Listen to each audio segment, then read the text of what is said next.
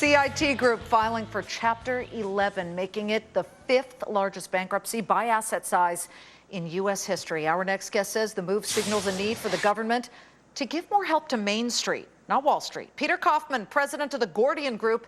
He's an investment bank specializing in restructuring and distressed M&A. Peter, when you saw this, I know you knew it was coming probably, but what do you mean paying more attention to Main Street, and how would the government do that? Good afternoon, Liz. Hope you're well. Well, I think it's time to marry capitalism with populism. The taxpayer financed all of these TARP banks, including CIT, including Goldman Sachs and Morgan Stanley.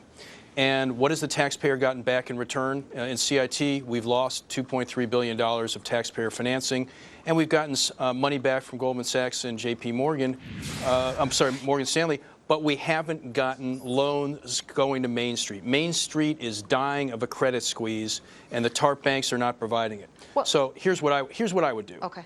I'm a restructuring guy. Gordian Group restructures failed capital structures, broken capital structures all the time. We've got a broken TARP system. I would go back as the government. I would recut the deals with all of these TARP banks, including the ones that have already repaid the money. And I'd have my handout for the taxpayer saying, we want more upside securities. If you do well, the taxpayer wants a chunk of that.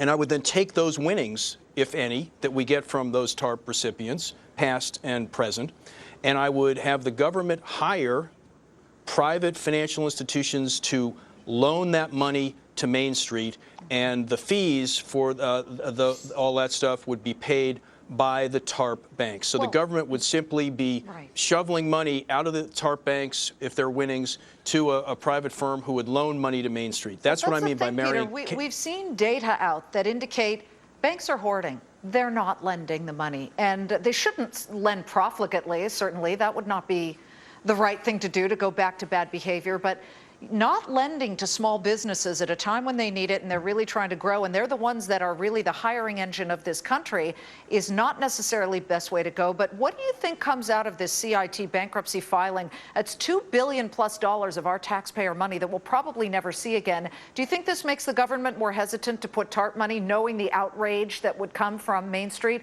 back into those companies? Well, a couple of things. With my new idea, the government would be able to marry the populist need for capital with capitalism. And I'm so past the TARP banks not loaning money. Let's get past it.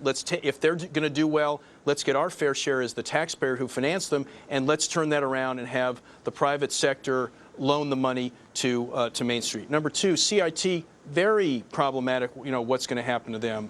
It's very unclear. They say they're going to sprint out of bankruptcy in a couple of months. I think that remains to be seen. They also seem to be needing government approval to transfer their trade and vendor financing operations to their bank holding company. And if I was advising the government, I'd be saying, not so fast. We're out $2.3 billion, and we're going to put a monkey wrench in your bankruptcy proceedings unless the taxpayer's back at the table to figure out how we're going to get something back here in addition to your bondholders. Peter, thank you so much. Good perspective. Peter Kaufman of the Gordian Group. He lives and breathes these restructuring deals. It's what he does. Thank you very much.